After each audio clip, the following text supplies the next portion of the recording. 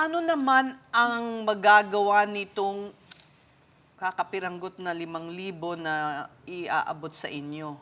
Hanggang saan ba yan, ilang araw lang yan tatagal? At least, Mama Ses, magagamit kahit 3 araw, wag na lang maibulsa ng mga kawatan sa gobyerno. Yun po ang mahalaga dito. Kasi nai-release na ito, kung hindi ito mapapamigay, sayang. Kesa naman sa iba lang mapunta.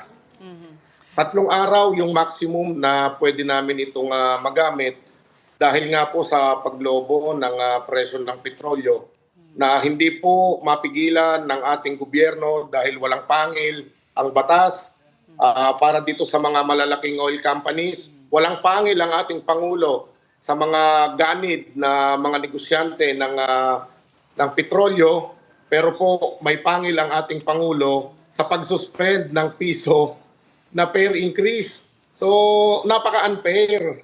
Kung makikita natin, yung mga malalaking negosyante, bilyon-bilyon, 3 bilyon kada araw o mahigit pa ang kinikita. Samantalang kami, piso hanggang 2 piso, regulated. At anytime, pwedeng isuspend o pwedeng hindi maaprubahan. Kaya napakaswerte nitong mga negosyante na para bang ang batas talaga ay ginawa lamang para sa kanila. Kuya Mar, matanong ko lang, no, kahapon kasi nandito si Chairman Vigor Mendoza ng LTFRB. Ang sabi niya sa amin, in constant dialogue naman daw siya with you guys. Pero ang gusto kong malaman is, kung nagpasa na ba kayo ng petition for a fair hike, effective lang, no, sa pagsisimula nitong krisis sa Iran? Actually, wala pa po. Wala pa kahit sino sa amin ang nakapag-file nitong petition dahil nga tuloy-tuloy po yung pagsirit. Hindi namin alam kung saan dito sisimulan. Baka mas maganda kung sila na po ang makaisip nito dahil meron pong memorandum circular noong 2017 or 2016 kung hindi ako nagkakamali na kapag sumirit yung produktong petrolyo ay automatic din na magtataas yung pamasahe na hindi naman ginagamit ito ng LTFRB. Yun ang gusto ko ring ibalik po sa kaya Chairman Vigor Mendoza na ginagamit po ba nila ito sa panahon ng krisis. Meron pong memorandum circular niyan na panahon pa ng mga nakaraang administrasyon at sigurado po ako na effective pa rin po yan hanggang sa ngayon. Kasi ang pinoprotektahan dito, at sinabi na nga rin ni Chairman, na malaki ang inflationary impact kasi pag nagtaas ang pamasahe. Kaya kumbaga, kayo ang, isinasakripisyo. Hindi, maling-mali po yun, Ma'am Ces. Kami lang ang itinuturo para itong mga oil companies ay maligtas dito sa sinasabi na maligtas doon sa pagtuturo kung sino talaga ang may kasalanan kung bakit nagtataas yung inflation. Kung hindi po magtataas ng presyo ng petrolyo, hihirit po ba kami ng taas pasahe? Hindi ho ba ang ugat nitong inflation ay yung mataas na presyo ng petrolyo? Kagaya ngayon, Ma'am Ces, ladies, kung makikita natin, hindi nagtaas ng pamasahe.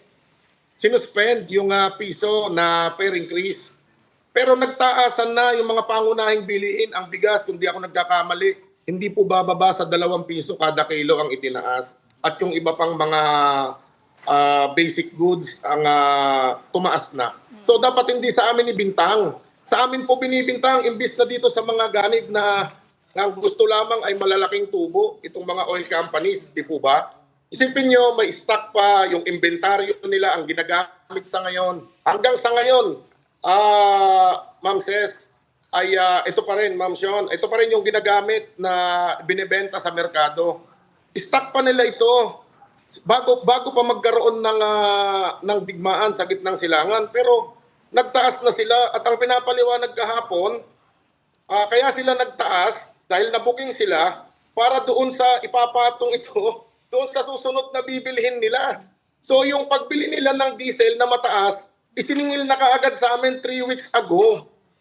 Next week pa lang, inamin nila na next week pa lang po darating yung supply na nagsimula po nitong digmaan. So yung ginagamit natin ngayon, hanggang sa susunod na Martes siguro, stock pa po nila, inventaryo pa po nila ito. So dinadaya tayo, pinagsasamantalahan tayo, walang pangilang batas, ginigipit kami ang itinuturo na may kasalanan dito sa inflation. Now, hindi pa naman pinatutupad yung fair increase, pero hindi nila masilip, walang pangil ang Pangulo. Sa maliliit lang sila may pangil, pero sa malalaking negosyante, wala.